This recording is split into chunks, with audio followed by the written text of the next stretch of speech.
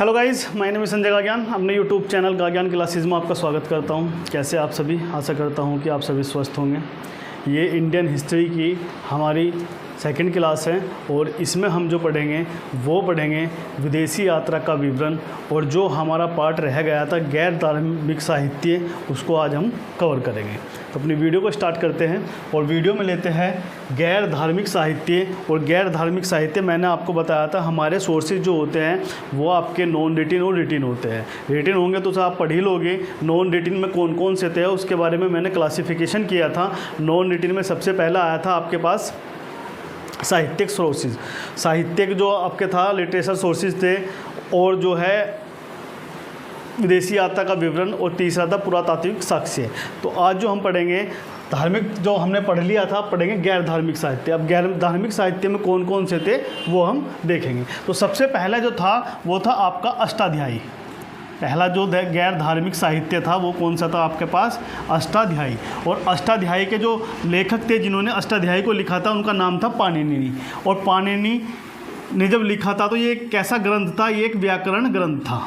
ये कैसा था? एक व्याकरण ग्रंथ था। तो सबसे मोस्ट इंपॉर्टेंट क्वेश्चन यहीं से बनता है कि अष्टाध्यायी किसके द्वारा लिखा गया था, किसके द्वारा रचित था? वो था पाणिनि के द्वारा।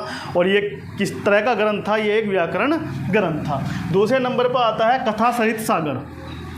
कथा सरित सागर, कथा सरित सागर लिखा था सोमदेव ने, और इस कथा सरित सागर में मौर्य काल के बारे में बताया गया था।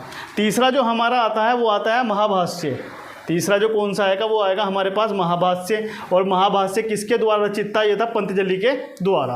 और इस महाभाष्य में किसके बारे में बताया गया है? जो हमारे पुष्यमित्र शुंग थे उनके विषय के बारे में बताया गया है। तो पुष्यमित्र शुंग की डायनेस्टी के बारे में बताया गया है महाभाष्य में। इसके बाद आता है चौथे नंबर पर आपका बृहत कथा मंजरी। बृहत कथा मंजरी लिखा था क्षेमेंद्र ने, और इन्होंने भी मौर्य काल के बारे में इस बृहत कथा मंजरी में मौर्य काल के बारे में बताया था। पांचवें पर आता है अर्थशास्त्र। और अर्थशास्त्र के बारे में आप जानते हो, अर्थशास्त्र किसके द्वारा लिखा गया था? अर्थशास्त्र जो लिखा गया था वो लिखा गया था कौटिल्य के द्वारा। और इन्होंने भी किसके बारे में बताया गया था? मौर्य डायनेस्टी के बारे में बताया था। इसके बाद आता है आपके पास नीतिसार। और नीतिसार लिखा था कामदंक ने। और कामदंक ने जो किसकी जानकारी दी थी इस नीतिसार में? गुप्ता डायनेस्टी यानी कि गुप्त वंश की जानकारी कामदंक ने दी थी नीतिसार में। इसके बाद होता है मालविकाग्नि मित्रम। मालविकाग्नि मित्रम लिखा था कालिदास ने, ये भी सबसे मोस्ट इंपॉर्टेंट है। मालविकाग्नि मित्रम जो लिखा था कालिदास ने, और ये किसके बारे में बताया था? ये बताया था शुंग वंश के बारे में, यानी कि शुंगा डायनेस्टी के बारे में। इसके बाद आता है आपके पास मोस्ट इंपॉर्टेंट मृच्छकट्टिकम। मृच्छकट्टिकम जो लिखा था वो लिखा था आपका शूद्रक ने, और किसके बारे में बताया था इसके बारे में बताया था गुप्त वंश। गुप्त वंश के बारे में बताया था आपका मृच्छकट्टिकम। मृच्छकट्टिकम के बाद आता है हर्षचरित्र। हर्षचरित्र सबसे मोस्ट इंपॉर्टेंट जो आपका अधिकतर एग्जामों में आ चुका है। हर्षचरित्र लिखा था बाणभट्ट ने। हर्षचरित्र किसने लिखा था? बाणभट्ट ने। और जो हर्ष की अचीवमेंट थी, हर्ष की उपलब्धियां थी, उसके बारे में बताया था हर्षचरित्र में। दूसरा आता है आपका रामचरित्र। और रामचरित्र जो लिखा था वो लिखा था संध्याकर्णदी ने। और संध्याकर्णदी ने रामचरित्र में क्या बताया था? जो बंगाल के शासक थे रामपाल, उनकी आत्मकथा के बारे में बताया था।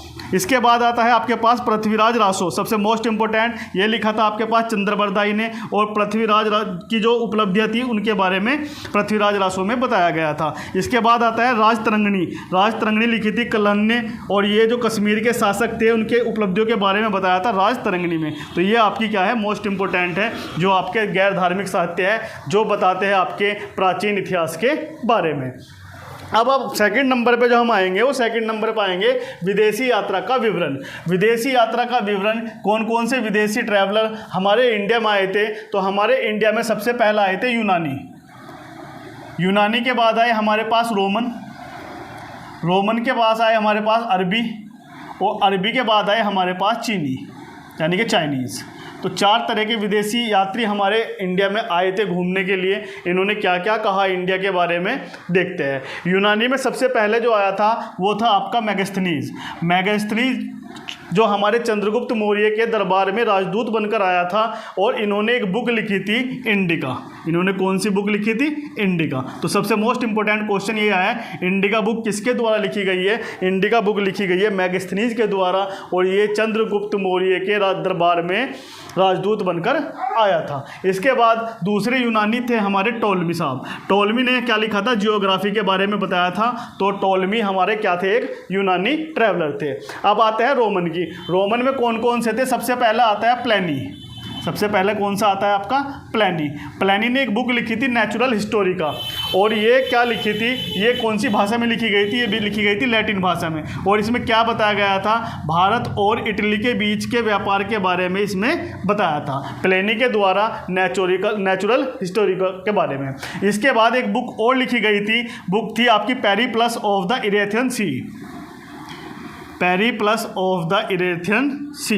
इरेथियन सी में जो बताया गया था, वो बताया गया था बंगाल की खाड़ी और फारस की खाड़ी और हिंद महासागर से होने वाले रोमन व्यापार के बारे में बताया गया था आपकी इस वाली बुक में। इसके बाद अब आते हैं अरबी। अरबी के कौन कौन से थे ट्रैवलर? वो सबसे पहले थे आपके पास सुलेमान।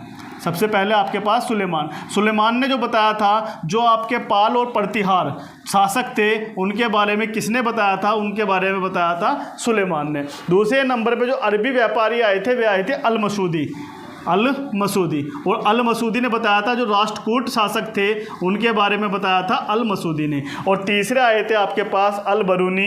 अल बरूनी की सबसे मोस्ट इंपॉर्टेंट बुक तहकीक हिंद लिखी थी अल बरूनी ने। तो आपका अगर एग्जाम में क्वेश्चन आता है कि तहकीक किसके द्वारा लिखी गई थी, वो लिखी गई थी आपके पास अल बरूनी के द्वारा। अब बात करते हैं चीनी यात्री की। बात करते हैं चीनी यात्री। जो चाइनीज़ ट्रैवलर थे वे कौन कौन से थे? सबसे पहले जो चाइनीज़ ट्रैवलर था वो था फाइयान। फाइयान ने एक बुक लिखी थी, वो लिखी थी फो क्यों की। फो क्यों की, इस बुक को भी लिख लेना, बहुत इंपॉर्टेंट है, फो क्यों की। और इस फो क्यों की में क्या बताया गया था? जो इंडिया की सामाजिक, राजनीतिक और आर्थिक दशा के बारे में बताया गया था फाइयान की फो क्यों की बुक में। बात करते हैं दूसरे जो आए थे हमारे, वे आए थे आपके पास सुंग युन। सुंग युन ने क्या बताया था? सुंग युन ने जो है बिहार और बंगाल की राजनीतिक, आर्थिक और सामाजिक दशा के बारे में बताया था। तीसरे नंबर पर आए थे हमारे हैंसवांग। हैंसवांग ने एक बुक लिखी थी जिसका नाम था सी यू की। इसका क्या नाम था? सी यू की। फाइयान ने लिखा था फो क्यू की, और हैंसवांग ने लिखा था सी यू की। इन्होंने किसके बारे में बताया था? इन्होंने बताया था नालंदा यूनिवर्सिटी के बारे में। बाद में आता है इत सिंह। इत सिंह ने नालंदा और विक्रमशिला जो यूनिवर्सिटी थी, नालंदा और विक्रमशिला यूनिवर्सिटी, उसके बारे में बताया था, और बौद्ध धर्म को 4 संप्रदाय में बांटा हुआ बताया था। और यही एक ऐसा व्यक्ति था जो आपकी त्रिपिटकों की 400 प्रतिमाएं अपने देश वापस ले गया था। तो ये चीन में 400 प्रतिमाएं जो त्रिपिटक की थी वो अपने चीन में ले गया था। तो ये था आपके पास विदेशी यात्रा का विवरण। अब हम जो पढ़ेंगे, अब हम पढ़ेंगे आपका पुरातात्विक साक्ष्य। पुरातात्विक साक्ष्य में क्या क्या था, अब हम इसके बारे में चर्चा करेंगे। बात करते हैं पुरातात्विक साक्ष्य, यानी कि आर्कियोलॉजिकल एविडेंस। अब आर्कियोलॉजिकल एविडेंस क्या होता है हम इसमें देखते हैं। आर्कियोलॉजिकल एविडेंस में 4 चीज़ें आती है। पहली चीज़ आती है आपकी स्मारक भवन, दूसरी चीज़ें आती है सिक्के यानी कि कोइंस। कोइंस भी कहीं में होते हैं? आर्कियोलॉजिकल में होते हैं। और आपका तीसरी चीज़ आती है अभिलेख यानी कि इंस्क्रिप्शंस, ये भी कहीं में आएंगे? आर्कियोलॉजिकल में आएंगे। और चौथी होती है आपके पास मूर्तियाँ। मूर्तियाँ भी क्या आएंगी आपके पास? आर्कियोलॉजिकल एविडेंस में आएगी। तो स्मारक भवन में हमें क्या देखना है? पहले क्या होता था? बड़े बड़े क्या होते थे? टीले, क्योंकि मिट्टी के ऊपर मिट्टी, मिट्टी के ऊपर मिट्टी दबने के बाद ये क्या बन जाते थे? टीले। और टीले को क्या कहा जाता था? माउंट्स। और जब इस माउंट्स को खोदा जाता था, इसमें से अनाज, मर्दभांड, घर, हथियार देखने को मिलते थे। तो इनसे ही हमें जानकारी होती थी कि ये कौन से काल के हैं। अच्छा, इस विधि को पता लगाने के लिए हमने जो है कि कौन से काल के हैं, हमें विधि यूज जो करनी थी, जो इन्होंने की, वो की रेडियो कार्बन डेंटिंग विधि। रेडियो कार्बन डेंटिंग विधि, क्योंकि जो C14 होता है वो रेडियोधर्मी आइसोटोप होता है, यानी कि समस्थानिक होता है, आइसोटोप होता है, क्योंकि यह जीवित वस्तुओं में होता है। तो इसलिए हम रेडियो कार्बन डेंटिंग विधि का यूज़ करते थे पता लगाने के लिए। अब बात करते हैं दूसरे नंबर पर सिक्के। सिक्के को क्या कहा जाता है? सिक्कों के अध्ययन को कहा जाता है मुद्रा शास्त्र। सिक्कों के जो स्टडी को क्या कहा जाएगा? मुद्रा शास्त्र।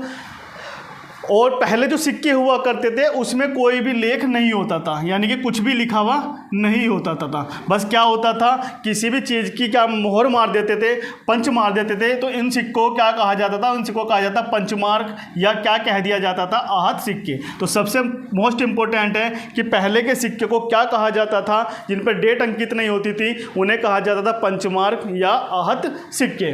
उसके बाद लेख या डेट का काम जो स्टार्ट किया सिक्कों पर, वो किया यूनानी शासकों के द्वारा। जो यूनानी शासक थे उनके द्वारा सिक्कों पर डेट और लिखने का काम शुरू हुआ। सबसे ज़्यादा सिक्के किसके काल में जो हुए? वो हुए मौर्य काल में सबसे ज़्यादा सिक्के जारी हुए। शुद्ध सोने के सिक्के कब जारी किए गए? ये किए गए कुषाण के पीरियड टाइम पर। और शीशे और टीन के सिक्के सातवाहन वंश के टाइम पर जारी किए गए। अब बात कर लेते हैं हम अभिलेख की, यानी कि इंस्क्रिप्शन की। अभिलेख के अध्ययन को क्या कहा जाता है? अभिलेख के अध्ययन को कहा जाता है पुरालेख शास्त्र। क्या कहा जाता है? पुरालेख शास्त्र। और इंग्लिश में कहा जाता है इसको एपिग्राफी। तो सबसे पहले जो अभिलेख को पढ़ने का काम किया था 1837 में, वो किया गया था जेम्स प्रिंसेप के द्वारा। तो सबसे पहले मोस्ट इंपॉर्टेंट क्वेश्चन यहीं से ही बन जाता है कि सबसे पहले इंस्क्रिप्शन को पढ़ने का काम किसके द्वारा किया गया था? वो किया गया था जेम्स प्रिंसेप के द्वारा 1837 में, 1837 में। 3 तरह की लिपियाँ इसमें यूज़ होती थी। वो लिपियाँ कौन कौन सी है? वो लिपियाँ है, पहली है ब्राह्मी लिपि, दूसरी है खरोष्टी लिपि और तीसरी है यूनानी एवं अरमाइक लिपि। ब्राह्मी लिपि क्या होती थी? ब्राह्मी अशोक के ज़्यादातर जो शिलालेख है वो किस लिपि में लिखे गए हैं? वो लिखे गए हैं आपके ब्राह्मी लिपि में। और ब्राह्मी लिपि क्या होती थी? ये सीधी लिखी जाती थी, यानी कि बाएं से दाएं लिखी जाती थी। कुछ अभिलेख खरोष्टी लिपि में भी लिखे गए हैं और इसकी विशेषता क्या थी? ये दाएं से बाएं लिखी जाती थी। और तीसरी जो लिपि थी वो थी यूनानी एवं अरमाइक लिपि। और ये हमेशा कहाँ पे यूज़ होती थी? पाकिस्तान और अफ़गानिस्तान के एरिया में यूनानी एवं अरमाइक लिपि का यूज़ किया जाता था। तो ये 3 लिपि हमारे इंस्क्रिप्शन में यूज़ होती थी। तो इंस्क्रिप्शन में अब जो अभिलेख थे वो क्या होता था? अभिलेख पहाड़ियों को काट कर उस पर कुछ लेख लिख दिया जाता था, उन्हें इंस्क्रिप्शन बोला जाता था। तो कुछ इंस्क्रिप्शन कैसे थे? पिलर टाइप में हो जाते थे। कुछ जो इंस्क्रिप्शन को किसी पहाड़ी पर छपा दिया जाता था, लिख दिया जाता था। तो कुछ अभिलेख पढ़ेंगे। सबसे पहला जो अभिलेख होगा वो होगा हाथी गुम्फा अभिलेख। हाथी गुम्फा अभिलेख किसके द्वारा लिखा गया था? किसके बारे में बताया गया था? हाथी गुम्फा अभिलेख में कलिंग नरेश खारवेल के द्वारा बताया गया था। इसके बाद दूसरा अभिलेख है आपके पास ऐहोल। ऐहोल किसके बारे में बताता है? ये बताता है पुलकेशिन द्वितीय, यानी कि पुलकेशिन सेकंड। तीसरा जो अभिलेख आएगा वो आएगा नासिक अभिलेख, जो किसके बारे में बताता है? गौतमी बलश्री। इसके बाद एक आता है जूनागढ़ अभिलेख, सबसे मोस्ट इंपोर्टेंट। जूनागढ़ अभिलेख किसके बारे में बताता है? रुद्र दामन के। प्रयाग स्तंभ अभिलेख यो बताता है समुद्रगुप्त के बारे में। इसके बाद आता है मंदसौर। मंदसौर बताता है मालवा नरेश यशोवर्मन के बारे में। ग्वालियर का जो अभिलेख है वो प्रतिहार नरेश भोज के। और देवपाड़ा का जो अभिलेख है वो बंगाल शासक विजय सैन की विजय के बारे में बताता है। तो ये कुछ प्रमुख अभिलेख है जो एग्जाम में पूछ लिए जाते हैं कि हाथी गुम्फा अभिलेख है वो किससे संबंधित है? कलिंग नरेश खारवेल से। ऐहोल किससे संबंधित है? पुलकेशिन सेकंड से। नासिक किससे संबंधित है? गौतमी बलश्री से। तो इस तरह हमें क्वेश्चन बन जाते हैं। अब कुछ पिलर लेख थे, स्तंभ लेख थे, वे स्तंभ लेख हम पढ़ते हैं। सबसे पहला आता है मेहरौली स्तंभ लेख। मेहरौली पिलर लेख जो होगा, मेहरौली कहाँ पे पड़ता है? दिल्ली में। तो मेहरौली स्तंभ लेख कहाँ पे है? आपका दिल्ली में। और यो किसके द्वारा था? ये तो किसके बारे में था? ये चंद्रगुप्त सेकंड के बारे में। पहले क्या था? पहले जो ये विष्णुपद पहाड़ी में था, जो मध्य प्रदेश में था, पहले ये यहाँ पर था। यहाँ से उठा के इसको कहाँ लाया गया? यहाँ से उठाकर लाया गया मेहरौली, यानी कि दिल्ली में। दूसरी बात करते हैं प्रयाग प्रशस्ति। प्रयाग प्रशस्ति जो है समुद्रगुप्त के बारे में है और ये पहला ऐसा अभिलेख है जो संस्कृत में लिखा हुआ है। और ये पहले कहाँ था? ये पहले कौशाम्बी था, कौशाम्बी से उठा के इसे कहाँ लाया गया? प्रयागराज में लाया गया।